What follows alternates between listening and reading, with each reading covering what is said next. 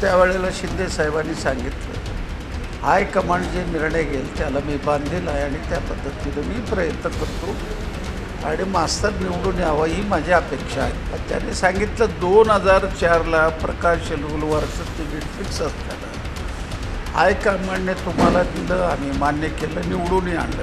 बरोबर. तसं या 2024मध्ये घडेल. याचा अर्थ काय समजेल? याचा अर्थ असा आहे, शहर मध्य मित्र पक्ष म्हणून माकपला सुटे ही खात्री आहे. आणि तिथं नाना पटोले दिल्लीला जायचं असताना आमच्याशी 1.25 तास घालवलं. आडम मास्तर या ठिकाणी यावं ही माझी सदिच्छा आहे. फक्त निवडून आल्यावर त्याने काँग्रेस विरुद्ध भांडण करू नये एवढी अपेक्षा आहे. माझ्याशी जे बोलणं झालं ते स्पष्टपणे म्हणतो की 100% खात्री आहे, शिंदेसाहेब एकदा बोललेलं बदलत नाही. शरद पवारचा शब्द म्हणजे काळ्या दगडावरची रेघ आहे. त्यामुळं आम्हाला काळजी करण्यासारखं नाही. काही करून सोलापूरमध्ये म्हणून आडम मास्तरला निवडून विधानसभेत पाठवलं पाहिजे हे आमच्या पक्षाचं, महाराष्ट्राचं नव्हे सेंट्रल कमिटीचंही मत झालं. हे बेरजेचं राजकारण नाही. निवडून आणण्याकरता ही जमीन तयार करते जनसंघटनाने. आमची पक्षाची ताकद ही 40,000ची आहे. आमचं एकच काम आहे, त्या 40,000चं कुटुंब जर आम्ही जागवलं तर शहरमध्येची जागा सुटायला काही अडचण नाही. माझ्या प्रचाराकरता राहुल गांधी प्रियंका गांधीला आणण्याचा प्रयत्न सीताराम येचुरी करणार आहे. महाविकास आघाडीला जर या देशामध्ये, या राज्यामध्ये सत्तेवर यायचं असेल, त्यांनी डावे पक्ष, लोकशाहीवादी पक्ष, काही स्वतंत्र संघटना, बुद्धिजीवी संघटना, या सगळ्याला सामावून घेऊन त्यांनी जर निवडणूक लढलं तर त्यांचं सरकार येईल. काय कधी मंत्रिपद आला मी अपेक्षा घातलं का? स्वप्नात आले माझ्याकडे मंत्रिपदाचे, ठोकून लावलं असत्यात. हा, ही गोष्ट खरी आहे.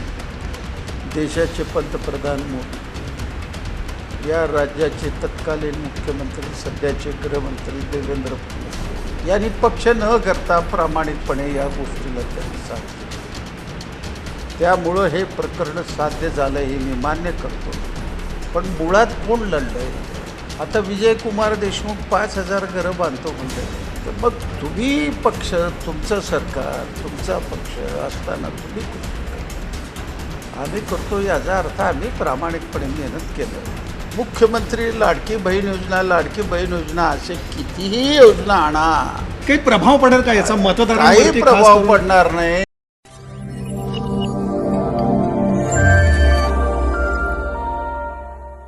दर्शक नमस्कार, बिहार विशेष या कार्यक्रमामध्ये आपणा सर्वांचं स्वागत. बिहार विशेषच्या आजच्या या भागामध्ये आपण कामगार नेते माजी आमदार नरसय्या आडम मास्तर यांच्याशी सविस्तर असा संवाद साधणार आहोत. मास्तर, या संवादामध्ये आपलं स्वागत. नमस्कार. खरं तर लोकसभा निवडणुकीच्या आधी ज्या राजकीय पक्षाच्या भूमिकेकडं सर्वांचं लक्ष लागलेलं होतं, अर्थात तो होता माकपा.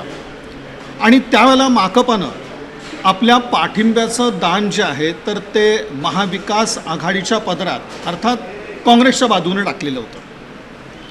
आणि आता नेमकी विधानसभा निवडणुकीत माकपाची भूमिका काय असणार याकडं सर्वांचं लक्ष आहे. कारण खास करून शहर मध्य विधानसभा मतदारसंघ हा आतापासूनच चर्चेत आहे. यातही कामगार नेते माजी आमदार नरसय्या आडम मास्तर यांनी अगदी ज्येष्ठ नेते शरद पवार यांची भेट घेतली, नाना पटोलेंची भेट घेतली आणि नुकतीच त्यांनी ज्येष्ठ नेते सुशीलकुमार शिंदे यांची देखील भेट घेतली.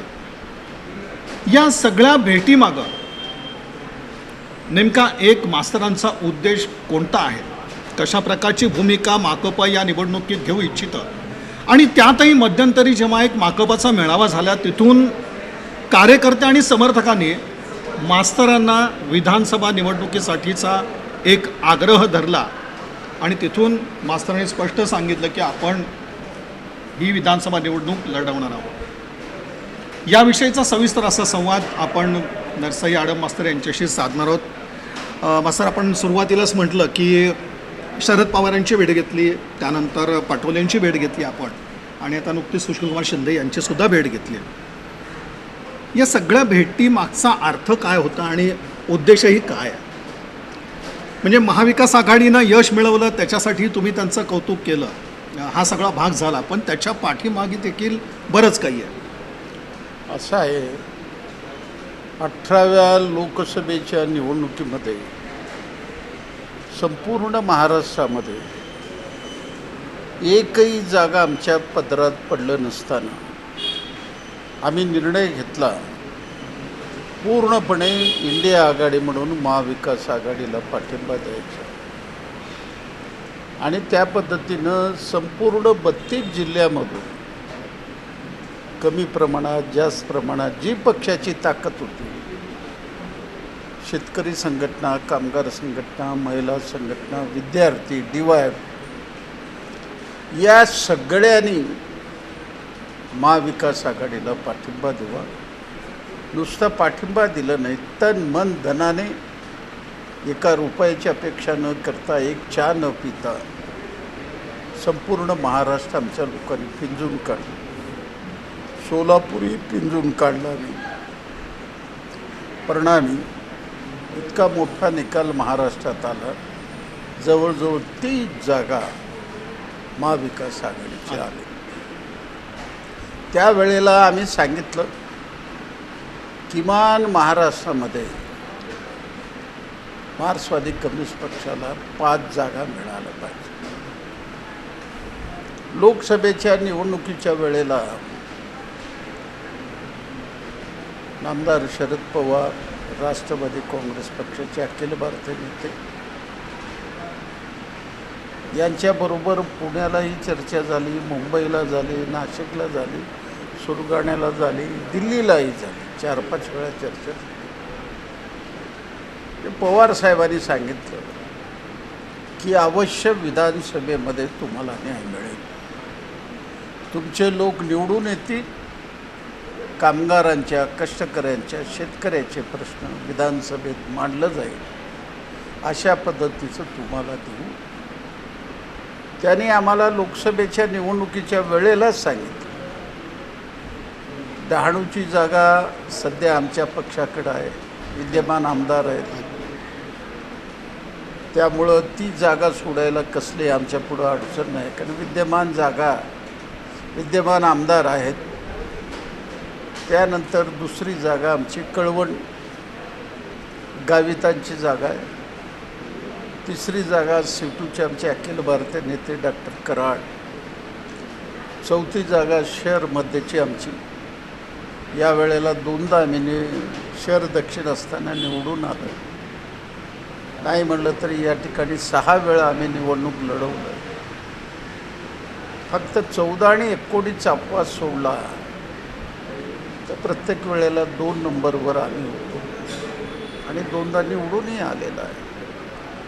त्यामुळं शहर मध्यची जागा आणि नगर जिल्ह्यामधलं अकोल्याची जागा, अशा 5 जागा किमान CPMला सोडण्यासंबंधी लोकसभेच्या निवडणुकीच्या धांदल म्हणा किंवा तो वाटाघाटी म्हणा, त्यावेळेला त्यांनी पवारसाहेबांनी शब्द दिलेला. आणि पवारसाहेब एकदा शब्द दिलं ते जागणारा माणूस आहे, त्या शब्दावर राहणार आहे. तरी आता ही शहर मध्यची जागा काँग्रेसची आहे. लोकसभेच्या वेळेला चर्चा झाली आणि 15 तारखेला परवा ज्या वेळेला मुंबईला सिल्वर ओकवर आमची चर्चा झाली, जयंत पाटील होते त्यांचे प्रांताध्यक्ष. त्यावेळेला पवारसाहेबांनी म्हटलं आम्ही तर देऊ तुम्हाला पाठिंबा, तो काही मोठा प्रश्न नाही आमच्याकडे, पण ही जागा काँग्रेसची आहे आणि सुदैवाने काँग्रेसचा उमेदवार निवडून आलेला आहे. त्यामुळं तुम्हाला सोनिया गांधीपर्यंत जावं लागेल. सोनिया गांधी पुढं शिष्टाई करायला मी तयार आहे आणि तुमचे नेते सीताराम येचुरीला सुद्धा तुम्ही सांगा त्याबद्दल. लोकसभेच्या निवडणुकीच्या वेळेला आमदार प्रणिती शिंदे आमच्याकडे आले. अर्धा एक तास चर्चा केली. त्यानंतर त्यांच्या वडिलांबरोबर माझी चर्चा झाली. वडिलांनी सीताराम येंचुरीशी बोलले. सीतारामनं त्यांना सांगितलं, आता आम्ही तुमच्या पाठीशी राहू, मग विधानसभेला काय करतात. त्यावेळेला शिंदे साहेबांनी सांगितलं, हायकमांड जे निर्णय घेईल त्याला मी बांधील आहे आणि त्या पद्धतीनं मी प्रयत्न करतो आणि मास्तर निवडून यावं ही माझी अपेक्षा आहे, असं त्यांनी सीतारामने आम्हाला आदेशच दिला, आता काही पुढं मागं काही विचार करू नका, लागा कामाला लागलं. 14-15ला आमची मिटिंग झाली राज्याची स्टेट कमिटीची. त्याला पोलिट ब्युरोचे 2 मेंबर हजर होते, डॉक्टर अशोक ढवळे आणि निलोत्पर बसू. तिथं ठरलं महाविकास आघाडीची जे नेते मंडळी आहेत त्यांना शिष्टमंडळ घेऊन जायचं पक्षाचं, आणि आपल्या 12पैकी ज्या 5 महत्त्वाच्या जागा आहेत ज्या मागणी केली ते मागणी आपण केलेलं ते सोडून घेण्याकरता त्यांच्याशी बोलायचं. त्या पद्धतीनं पवारसाहेबांनी 15 तारखेला संध्याकाळी 6 वाजता सिल्वर ओकवर वेळ दिलं. 7-8 माणसं आम्ही गेलं. त्यांना पुष्पगुच्छ देऊन त्यांचं अभिनंदन केलं. या वयामध्ये सुद्धा तुम्ही 83-84 वय असताना लढवय्या भूमिका एक घेतली. लढवय्या म्हणून नुसतं महाराष्ट्रात नाही देशामध्ये तुमचं नाव लौकिक झालेलं आहे आणि महाविकास आघाडी निवडून आलेलं आहे. भविष्य काळामध्ये महाविकास आघाडीची सत्ता यायला कसली अडचण नाही. पण CPMचं काय करतात. चर्चा झाली. 55 मिनटं चर्चा झाली आणि त्या चर्चेमध्ये 5 जागेपैकी 4 ठिकाणी राष्ट्रवादीचे लोक ते अजित पवार बरोबर गेले लकीली. त्यामुळं त्या जागा आम्ही तुम्हाला द्यायला तयार आहे असं त्यांनी स्पष्ट सांगितलं. आणि एक जागा ही शहर मध्येची ती आपण महाविकास आघाडीमध्ये सोडून घेतो. अडचण आली सोनिया गांधीकडे मी जाईल, तुम्ही सीतारामला सांगून तिकडेही त्यांना प्रयत्न करायला सांगा. म्हणून आम्ही या पद्धतीनं महाविकास आघाडीकडे आम्ही ही जागा मागितली. काल 10 तारखेला शिंदे साहेबाला भेटलो मी. संध्याकाळी 5चं वेळ दिलं होतं. आमच्या पक्षाचं 10-12 लोकांचं शिष्टमंडळ दिलं. बरीच चर्चा झाली. जुन्या आठवणी काढला 78चा आमचं. त्याने सांगितलं 2004ला प्रकाश एलगुलवारचं तिकीट फिक्स असताना हायकमांडने तुम्हाला दिलं, आम्ही मान्य केलं, निवडूनही आणलं. बरोबर. तसं या 2024मध्ये घडेल, काळजी करू नका, सकारात्मक आहे तुमच्याबद्दल असं त्यांनी शब्द दिलं. आज राष्ट्रवादी काँग्रेसचे शहर अध्यक्ष सुधीर करटबल 5 वाजता त्यांना वेळ मागितलं. त्यांनी वेळ दिलं. त्यांनाही आम्ही विनंती करणार प्रत्येकाला. पण एकूण कामगारामध्ये काय नाडे आहे तपासण्याकरता आम्ही 26 तारखेला 5000 कामगाराचा एक जबरदस्त मेळावा त्या अक्कलकोट रोडवर बोंबड्याल सभागृह घेतलेलं पद्मशाळी समाजाचं आम्ही घेतलं. प्रचंड गर्दी पडली लोकाला. त्या ठिकाणी आम्ही चटई घातले होते, खुर्च्या नाही, खाली बसूनसुद्धा ती जागा कमी पडली.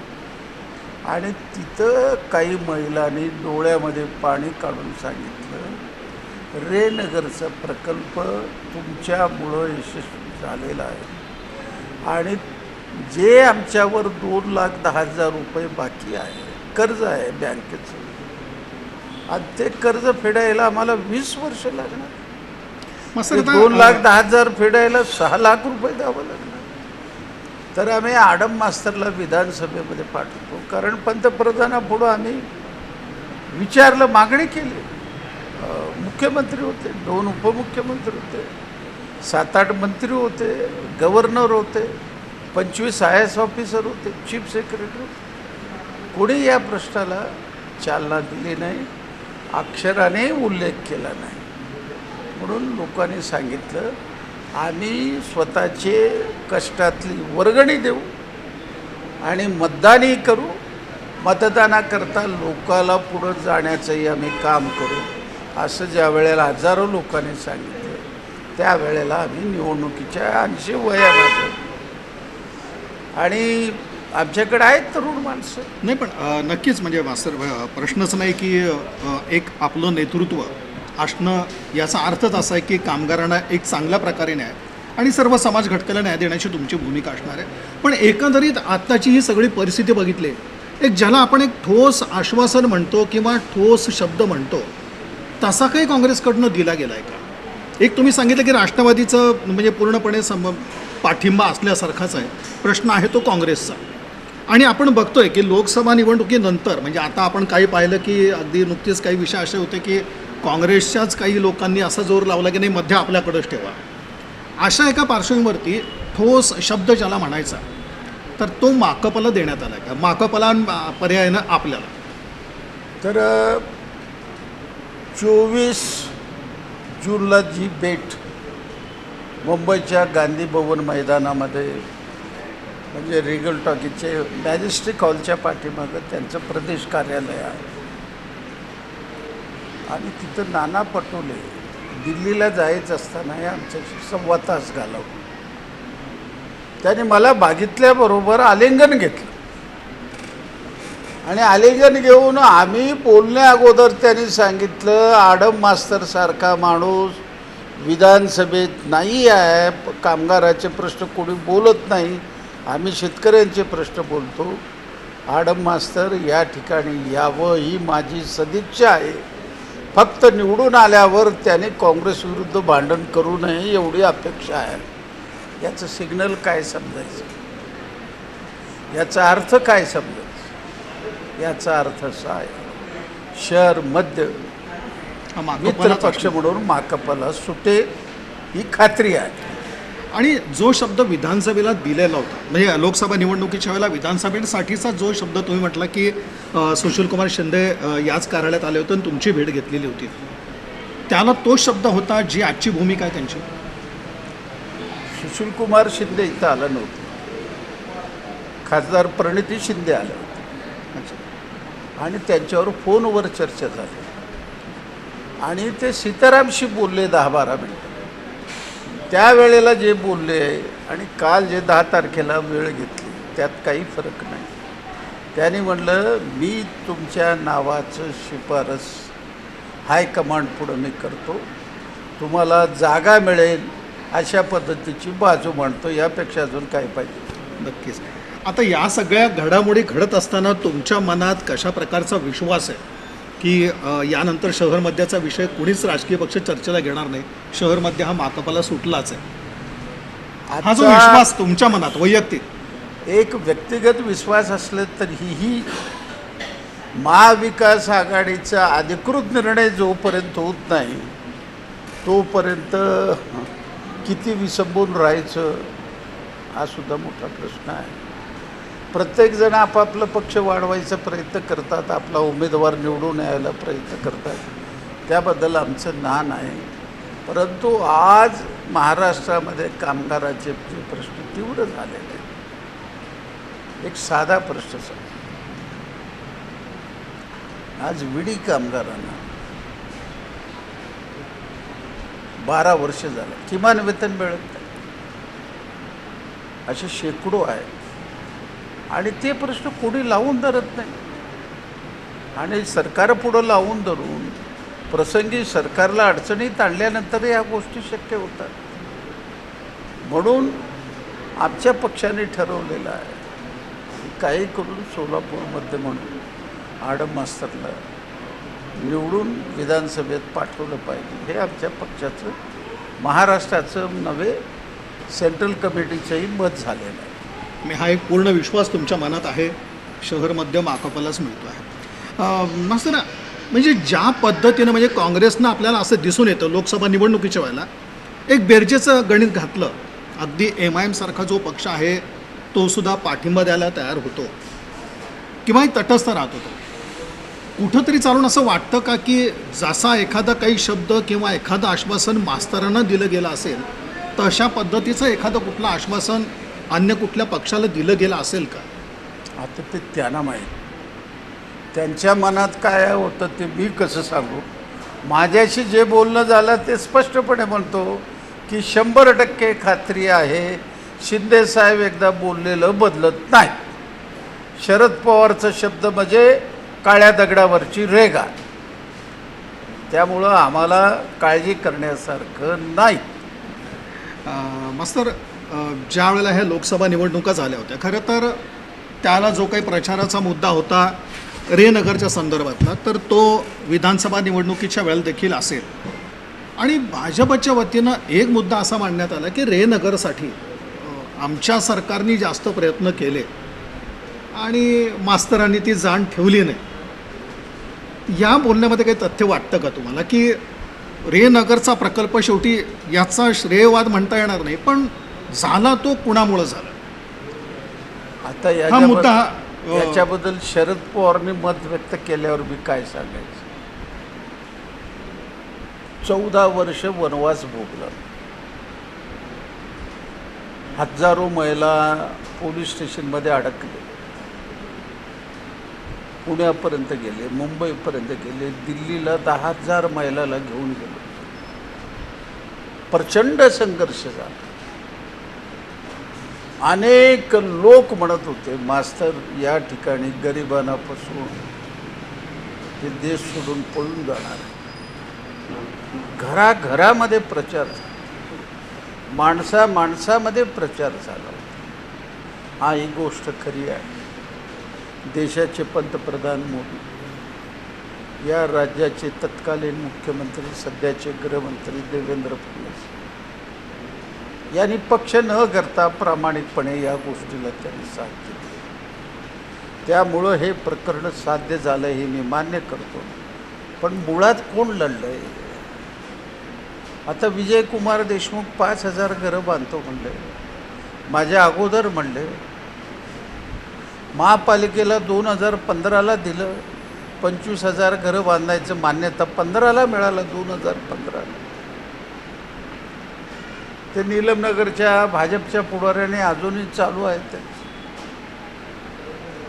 तर मग तुम्ही पक्ष, तुमचं सरकार, तुमचा पक्ष असताना तुम्ही करू शकत नाही. आम्ही करतो याचा अर्थ आम्ही प्रामाणिकपणे मेहनत केलं, त्या मेहनतीला त्यांनी पाठिंबा दिला, ही गोष्ट सत्य आहे, नाकारण्याचा अर्थ नाही. पण प्रयत्न आणि सगळा पाठपुरावा जो होता तो तुमचा होता या सगळ्या पाठीमागे, आणि त्यामुळे कष्ट रेनगर होतं. प्रकल्प कष्ट होतं आणि त्यामुळेच रेनगर प्रकल्प यशस्वी झाला, ज्याचा सर्वत्र कौतुक होतं. मास्तर, आणखीन एक भाग असा आहे की ह्या ज्या आता खऱ्या अर्थानं निवडणुका सगळ्या होत आहेत, लोकसभा निवडणुकीनंतर राज्य सरकारनं त्यातून काही बोध घेतला असं एकंदरीत आता सध्या त्यांच्या एकंदरीत जे म्हणतं की योजनांची अंमलबजावणी त्यातून दिसतं आहे की जिथं महिलांना लाडकी बहीण योजना राबवायची, 1,500 रुपये दर महिना जमा करायचे, दुसऱ्या बाजूला 3 सिलेंडर द्यायचे, शेतकऱ्यांसाठी सुद्धा बजेटमधनं घोषणा होतात. सरकार डॅमेज कंट्रोल करतंय का? आणि त्यात कितपत यश येईल? म्हणजे आता जो ट्रेंड म्हणतो आपण, राज्य सरकार चुकीच्या पद्धतीनं नियोजन करत आहे. निवडणुकीच्या सुमाराला अशा पद्धतीच्या घोषणा करून लोक भुलणार नाही आहे. संपूर्ण देशामध्ये शेतकऱ्यांच्या ज्या आत्महत्या होतात ते महाराष्ट्र आघाडीवर आहे. पंतप्रधान मोदी साहेबांनी दर वर्षाला 6,000 रुपये दिले, राज्य सरकारने सुद्धा 6,000 रुपये दिले. अजून काही त्यांनी घोषणा केल्या, सगळ्याला त्यांनी वीज मोफत देतो म्हणून सांगितलेलं आहे. पण ते हमीभाव का देत?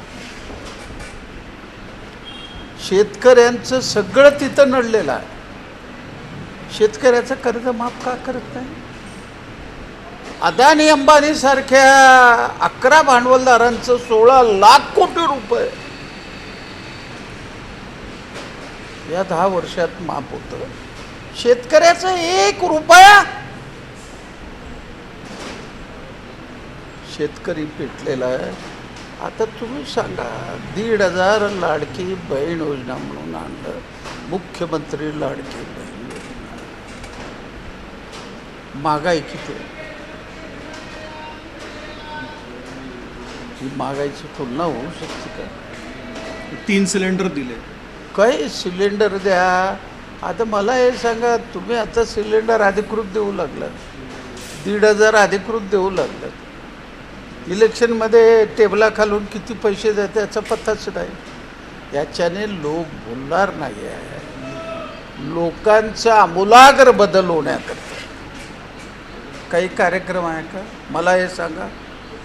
2 लाख अंगणवाडी आहे, त्यांची वेतन श्रेणीचं काय? दरवेळी ते आंदोलन करतात. 70,000 आशा वर्कर आहेत. त्या आशा असल्यामुळं आपण त्या 2021च्या त्या महाभयंकर त्याला करोनामध्ये बाहेर पडलो, कोरोनामध्ये वाचले आपण. त्यांचा तुम्ही विचार करत नाही आणि नुसतं मुख्यमंत्री लाडकी बहीण योजना असे कितीही योजना आणा, काही प्रभाव पडेल का याचा काही मतदारांवरती? प्रभाव पडणार नाही. तुम्ही स्वतः अयोध्येला गेला साहेब, पंतप्रधान साहेब अयोध्येला गेले. देशातल्या शंकराचार्यांनी विरोध केला असतानाही तुम्ही उद्घाटन केलं. शेवटी लोकांनी निर्णय केला. प्रत्येक माणूस परमेश्वरला मानतो आहे, त्याचा बाजार मांडू नका. मताकरता त्याचा उपयोग करू नका, राजकारणाकरता त्याचा उपयोग करू नका. आणि जे उपयोग करतील त्यांना जनता धडा शिकवल्याशिवाय राहत. सर, लोकसभा निवडणुकीत आपण बघितलं की साधारणपणे काँग्रेसने फार मोठे बेरजेचं एक राजकारण घातलं. आज जेव्हा शहरमध्ये आपल्याकडे येतोय, माकप खरं तर आत्तापर्यंत एक स्वतंत्रपणे लढला कुठल्याही परिस्थितीमध्ये, प्रतिकूल परिस्थिती असेल. माकपही अशाच पद्धतीनं बेरजेचं राजकारण घालणार का? आणि आता तुम्ही सहज एक विषय काढला की राष्ट्रपतीचे आपले खरडमल साहेबांशी तुम्ही इथं बोललात. म्हणजे एकंदरीत बेरजेचं राजकारण, कारण शेवटी शिवसेनेचा सुद्धा आपल्या संबंध येणारे महाविकास आघाडी म्हणून ह्या सगळ्यांशी बेरजेचं राजकारण माकप स्वीकारणार आहे कसं? आम्ही बेरजेच्या राजकारणावर एवढा विश्वास ठेवत नाही. परंतु आज महाविकास आघाडीकडे एकूण लोकांचं कल आहे. आता शिवसेना प्रमुख माजी मुख्यमंत्री उद्धवसाहेब ठाकरे यांनाही आम्ही वेळ मागितलं, त्यांनाही भेटणार आहे. त्यांच्याही पुढाऱ्याला भेटणार आहे. मतदारालाकडे आपण जातो, मग त्यांच्या पुढाऱ्याला काय भेटून आम्ही सगळ्याकडे जाणार आहे. हे बेरजेचं राजकारण नाही, निवडून आणण्याकरता ही जमीन तयार करते. मग सर, आणखीन एक भाग येतोय या सगळ्यामध्ये. लोकसभा निवडणुकीचं विश्लेषण राजकीय पक्षाच्या नेत्यांनी आपापल्या पद्धतीनं केलं. म्हणजे सत्ताधाऱ्यांचं म्हणणं आहे की एक कथानक रचलं गेलं की ज्याला मतदार भुलला किंवा मतदाराला काही ती भीती वाटली, असं कथानक विधानसभेला चालणार नाही, जी मतदारांना भीती दाखवण्यात आलेली होती. लोकसभा निवडणुकीचा अर्थ तुम्ही कशा पद्धतीने लावताय? मतदारांचा मूड तो कसा होता लोकसभेच्या निवडणुकीत? मतदारांचा मूड आपण कसा पाहिला आणि तोच ट्रेंड विधानसभेत अपेक्षित आहे का आपल्याला?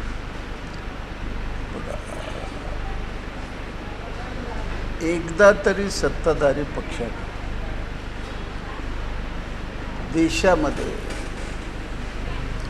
52 कोटी माणसं बेकार आहेत, कुठं चर्चा झाली? महागाईची चर्चा झाली, शेतकऱ्याच्या हमीभावाबद्दल चर्चा झाली. आता कामगार चळवळीमध्ये 60 वर्ष घालवलं. 29 कामगार कायद्याचं 4 कामगार कायद्यात रूपांतर करून सगळ्या कामगारांना वेठबिगार केलं, गुलामांमध्ये घातलं. तेलगाणीमध्ये जसं बैल फिरतो तसं कामगाराची अवस्था केली तुम्ही. आज मनरेगाखाली लोकांना काम मिळत नाही, शेतकऱ्याच्या पिकवलेल्या मालाला काम मिळत नाही, कारखाने बंद पडू लागलेले आहेत. काय कर? आणि सगळे खाजगीकरण, सगळे तुम्ही अदानीला देऊ लागले, तुम्ही अंबानीला देऊ लागले, देशाच्या सगळ्या संपत्तीची लूट चालवली. मला हे सांगा, या 75 वर्षाच्या इतिहासामध्ये कधीतरी इलेक्ट्रिक बॉन्डचा व्यवसाय आला होता. पहिल्यांदा सुप्रीम कोर्टाने चिरफाड केलं आणि सगळ्यात जास्त पैसे त्यांना मिळाले. अधिकृतपणे 8,200चा आकडा आहे, अनधिकृत किती असेल कोणाला कल्पना. हा सगळा जो व्यवहार आहे, चीड आणणारे व्यवहार आहे. मुसलमानाला शत्रू मानणं, दलिताला शत्रू मानणं, ओबीसीला शत्रू मानणं, यालाच कथानक म्हणतात. सत्ताधारी यालाच कथानक म्हणतात की हे असे आरोप. असं कसं होणार? वस्तुस्थितीला कथानक कसं शब्द देता हो? मला हे सांगा, राहुल गांधीनं या देशातली घटना बदलणार अशा पद्धतीचं देशभर प्रचार केला. आधार काय? तुम्हाला आधार सांग. आजही 8,900 विद्वान तुरुंगात आहेत UAPA खाली. त्यांना बेल नाही आहे. साहित्य, कलावंत, शायर, खेळाडू, पत्रकार, संपादक, 85 वर्षाच्या संपादकाला आत घातले. सुप्रीम कोर्टाला दया आली, जामीन मिळाला. त्यांना माणसं मरू लागलेले आहेत. तो झारखंड मधला सोरेन एक ख्रिश्चन समाजाचा सुधारक फादर, त्याला ग्लास पकडता येत, प्लॅस्टिकचे ग्लास प्यायला पकडता येत नाही. आणि ज्या दिवशी तो मेला त्या दिवशी हायकोर्टात जामीनची केस. याच्यामुळं तुम्ही घोषित आणीबाणी सुरू आहे. आता मला हे सांगा, परवाचंच उदाहरण तुम्हाला सांग. पूनम गेटशिवाय कुठेही निदर्शन करायचं नाही, हे शक्य आहे? महापालिका असेल, महापालिकेवर जातो. असिस्टंट कमिशनर माकपाच्या विरोधात गुन्हे दाखल झाले तिथं. असं कसं? हे काय परिस्थिती? आम्ही काय शस्त्र घेतला का काठ्या घेतले? तोंडाने आम्ही आमच्या मागण्या मागू लागलो शांततेने. महात्मा गांधीच्या मार्गाने मागू लागला. अजून भगतसिंगचा मार्ग स्वीकारला नाही अजून.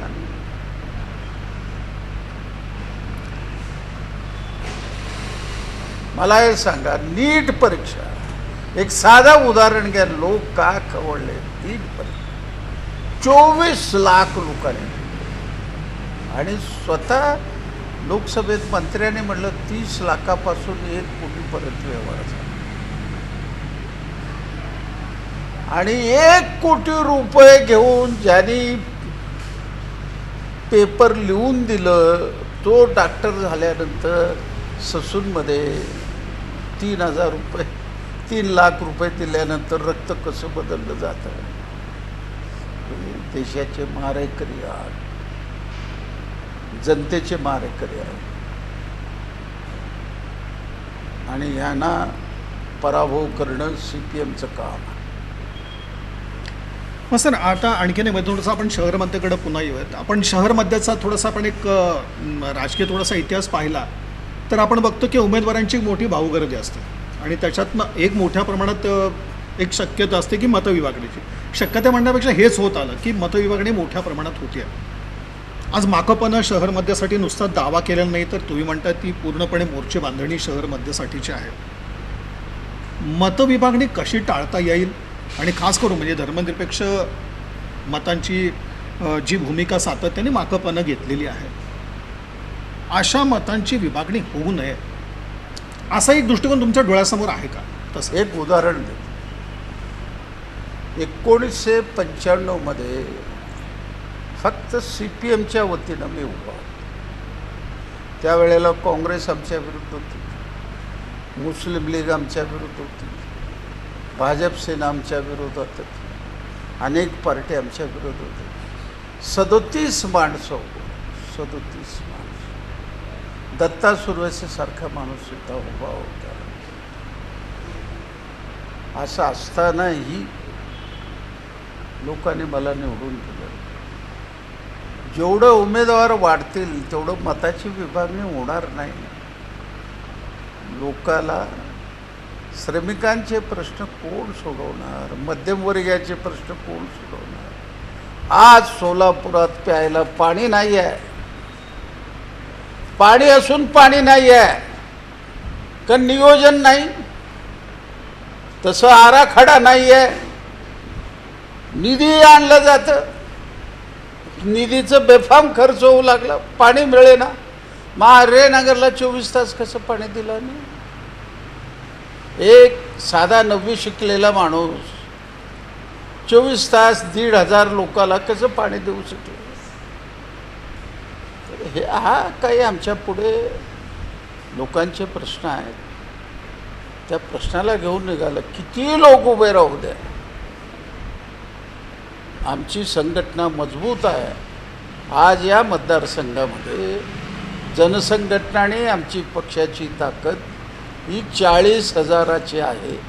आमचं एकच काम आहे, त्या 40,000चं कुटुंब जर आम्ही जागवलं तर शहरमध्येची जागा सुटायला काही अडचण नाही. यावर मास्तर आपण म्हणजे शहरमध्येचाच एकंदरीत सगळा विचार केला तर तो एक महायुतीकडनं आक्रमक पद्धतीचा प्रचार असू शकेल आणि एकंदरीत ती भूमिका मांडत असताना एक कशा पद्धतीनं तोंड देण्याची एक ती रणनीती असू शकते त्यावेळेस.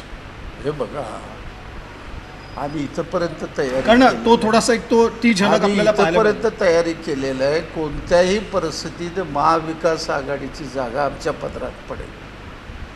त्यामुळे तो प्रश्न निर्माण होणं इतकंच नाही. माझ्या प्रचाराकरता राहुल गांधी प्रियंका गांधीला आणण्याचा प्रयत्न सीताराम येचुरी करणार आहे. मग सर, महापालिकेचा तुम्ही बोलताना विषय काढला. खरं तर प्रशासक राज आपल्याकडं चालू आहे आणि त्याला फार मोठा पिरियड जातो या सगळ्या गोष्टीला.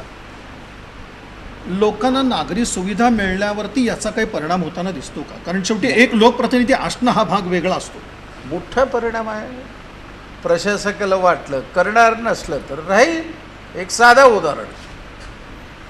उदाहरण, परिवहनच्या कामगाराच्या 15 महिन्याच्या पगाराकरता सुप्रीम कोर्टात जावं लागतं.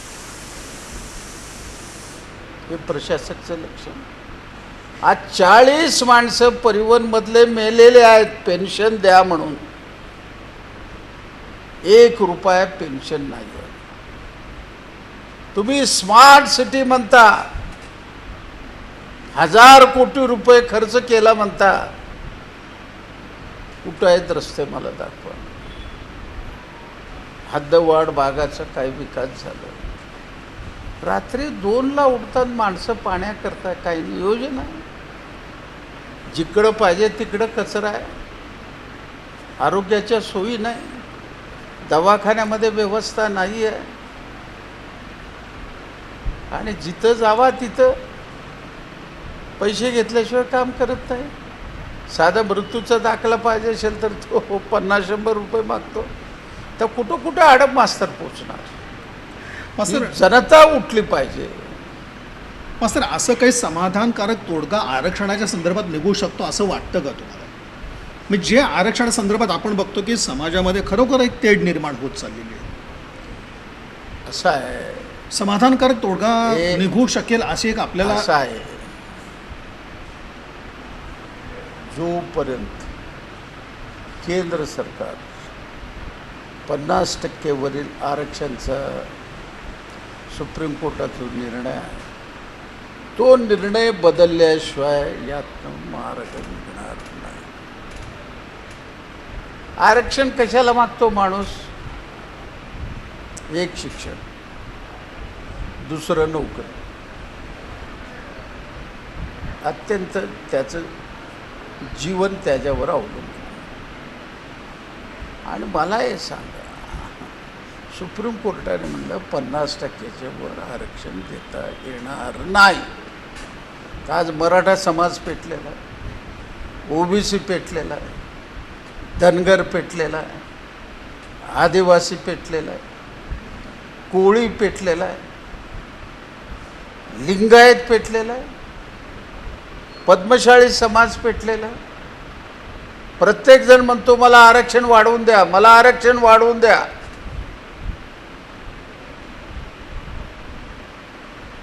एक सरकार या सगळ्या घटकाला न्याय देऊ शकतं का? ज्या सगळ्या घटकांची तुम्ही नावं घेतली, त्याला एकच केंद्र सरकारने निर्णय घेतला पाहिजे आणि सगळ्या घटकाला न्याय मिळेल. माझा शेवटचा प्रश्न आहे की तुमच्या उमेदवारीची मागणी कामगार वर्गातून होते, कष्टकरी वर्गातून होते आणि मतदारसंघाचे सगळे जर प्रश्न पाहिले तर एक आक्रमक नेतृत्व निश्चित गरजेचं आहे शहर मध्यसाठी. या महाविकास आघाडीला तुमचं सांगणं काय? की नेहमी तुम्ही एक असतं की एखादी मागणी जर मान्य होत नसेल तर तुम्ही माकपच्या वतीने एक इशारा दिला जातो. आता एक महाविकास आघाडी तुमचा इशारा काय असेल? म्हणजे सहजासहजी या सगळ्या गोष्टी झाल्या तर ठीक, अन्यथा काय असेल?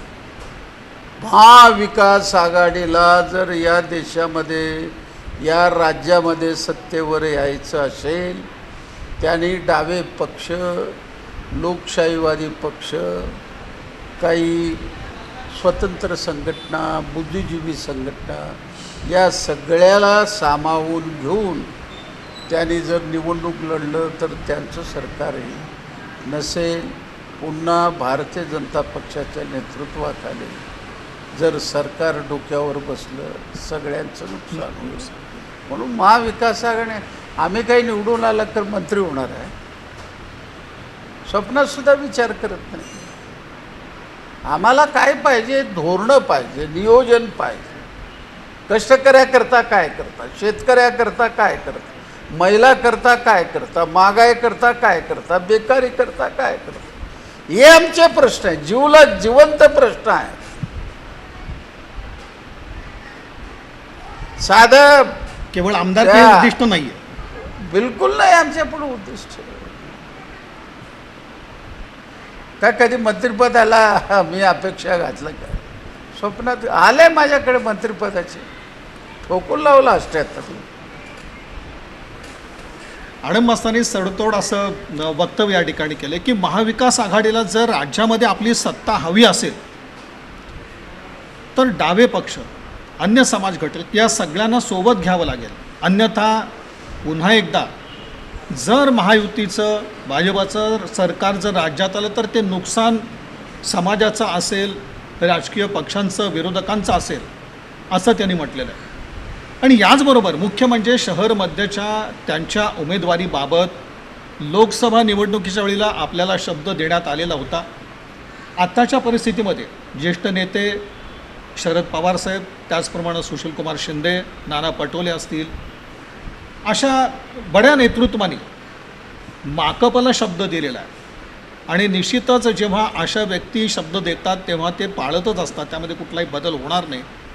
तेव्हा माकपला पूर्णपणे आता खात्री आहे की शहर मध्य विधानसभा मतदारसंघ जो आहे तो माकपकडे येईल आणि निश्चितच इथून महाविकास आघाडी म्हणून एक मोठा विजय दिसेल आणि सर्व समाज घटकाला न्याय देण्याची भूमिका माकपची असेल, असं आडम मासरांनी स्पष्ट केलं. मासरांनी सविस्तर असा वेळ दिला. खरं तर त्यांची रोजची दिनचर्या पाहिल्यानंतर सर्व कामगार वर्ग आणि त्यांची सगळी आंदोलनाची भूमिका आणि रोजचं कामकाज हे आपण पाहिलेलं असतं आणि अशा एका व्यस्त वेळापत्रकातून मास्तरांनी BR न्यूजला वेळ दिला, सविस्तर संवाद साधला. मास्तर, आपल्या BR न्यूजचं मी जन्मभर आभारी राहीन, लोकांचंही आभारी राहीन.